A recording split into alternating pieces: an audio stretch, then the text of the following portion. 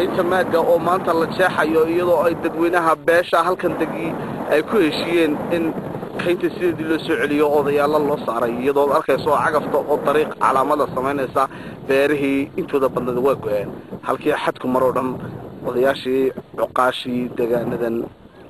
degmada Dilo oo dhan ayaa halka ku dhan waxaad arkaysaa iyadoo la calaamadinayo beerihii beeraha iyo tii kale wax xadku ku dhacay la sameeyay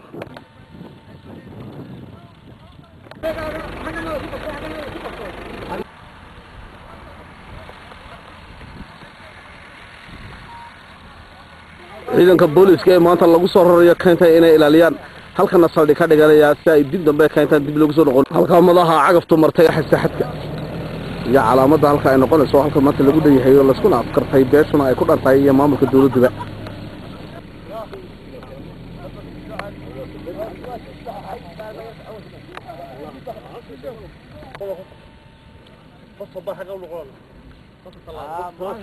duwaha wasaaradda deegaanka iyo horumarinta ee gobolka Awdal Salebaan Xasan Xaddi oo maanta halkan jooga maanta xadka laga jeexayo kaynta maaga ayaa bal warbixin ka bixinaya faahfaahin sida ay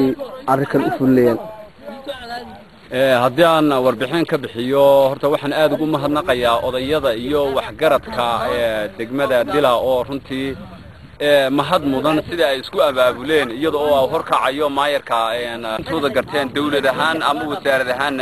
waxa ay jecel yihiin dadka wanaaga jecel intooda badani uun baan ku taageeraynaa imika halkan lagu jira waxa weeyaan kayntii in sideedii loo soo celiyo ka wasaarad ahaan waxaan ballan qaadaynaa wixii tamartaya inaana waxba la hakran haddii ay tahay xaq wax qabad iyo haday tahay xaq dhiirigelinba taasina waxa weeyaan hawl socota oo aan la joojinayn waxana waxa weeye go'aan ka yimi bulshada iyo dadka waxgaradka ee markay dadkii dhibtii dareemeen iyaga ayaa wax gartay dawladdu kuma khasbin dawladduna waxay diyaar u tahay dadka wanaaga jecel waxa ay jecel yihiin in lagu taageero cidna lagu khasbi maayo waxaad arkaysaa maanta odayaal halkan jooga oo diyaar u ah beertoodii in la kala gooyo maadaama danguud laga hadlayo meesha marka ay danguud timaadana dangaar waa laga hadlayaa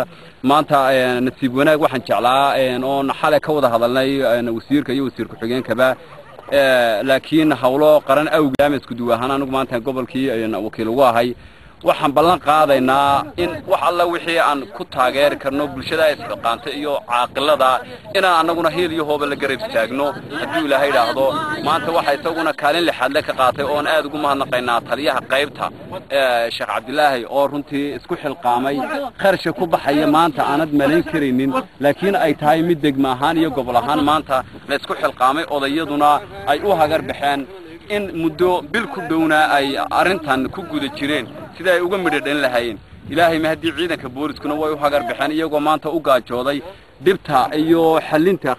khilaafaadka ama dhulka ayna sida sharci darrada loo soo degay sidoo maanta Maxamed Cabdi degmada Dila taasoo runtii ay tahay xilqaan ayna ahayn wax dadka lagu cadaadiyay ama beerjad aad u beerayda ayaa waxoogaa intii badneed waxa dhanka kalena xadka ayaa maray intaasna waa kayn isagu maalin maanta laga bilaabo halka wax jooga isu duwashii dirtiya daaqa ee gobolka Awdal oo iyagu saaka halkan maanta yimid Salebaan oo bal warbixin siinaya kana hadlaya xaaladda maanta ay maaga ku jeexayaan iyo sida ay ugu talagaleen taliyaha qaybta booliska ee gobolka Awdal iyo mas'uuliyiinta iyo odayada dhaqameedada iyo maayarka degmada Dila isu duwaha wasaaradda deegaanka dirtiya daaqa dhammaan halka waa lagu dhayahay maanta waxaana xad weyn laga jeexay beertii kayntii maaga oo dhan si cadaalad ayaa loo mariyay xadkii Ingiriiska halka wax ku arkaysaa guddiga maanta halka ku dhan Maxamed oo runtii in badan ku hawlanaa isaga laftigiisu bal isagana halkan maanta la gadbayo ay degmadiisa tahay ayaa isna bal ka bixinaya sidii ay go'aanka ugu gaadheen sida ay u soo celinayaan kayntii hore ee iyadoo kaynta ahaan jirtay ana shacabku intay dhex degan beeraha ka dhigteen markii ay in badan ka wada hadlayeen uqaasha beesha degmada Dila ay muddo badan fakureen faa'iidada ay u leedahay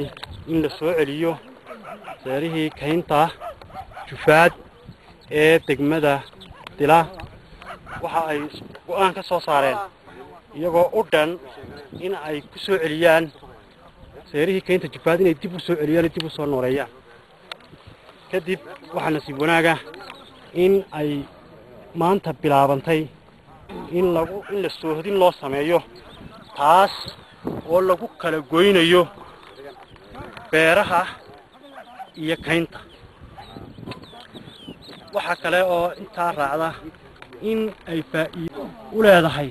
kayntu deegaanka dhinaca quruxda bilicda xaabada gabaadka faa'iido harka faa'iidadaas daraadeed waxay dadweynihii meesha deganaa u doorteen in ay ku soo celiyaan seerihii kaynta jubaadii ay dib u soo nooleeyaan marka waa imiga halkan waxa taagan agabtii beeraha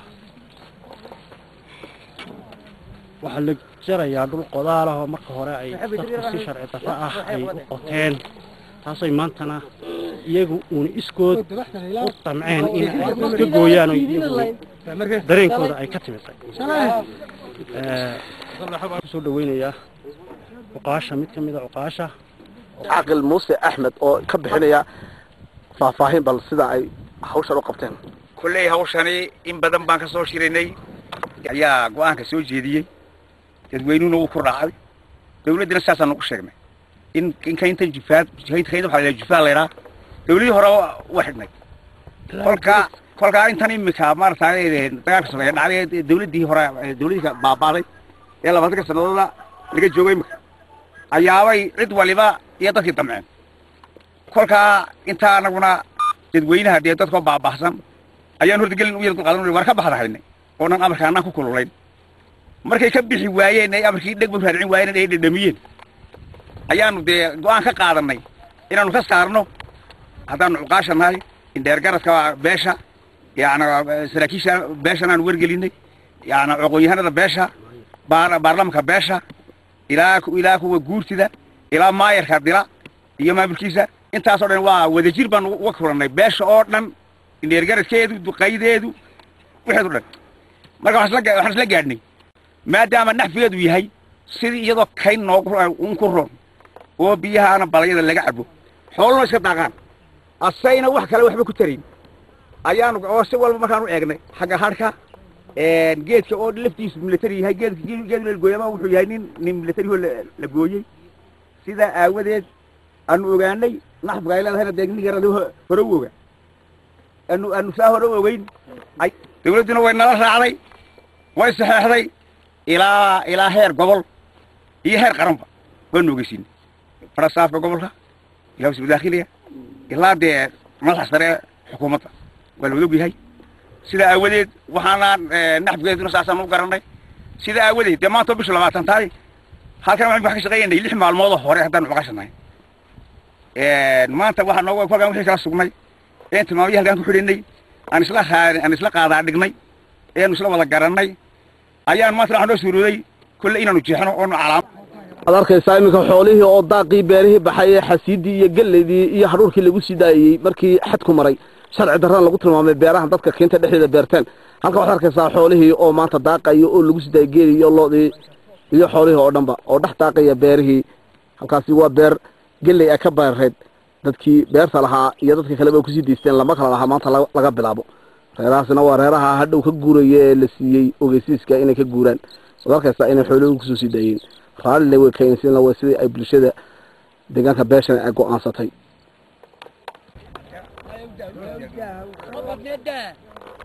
duqeyda wada talada xadka lagu jeexayo ee degmada Dila oo halkan geedka soo fadhida cagaftana hor kacaya calaamadana u jeexaya iyo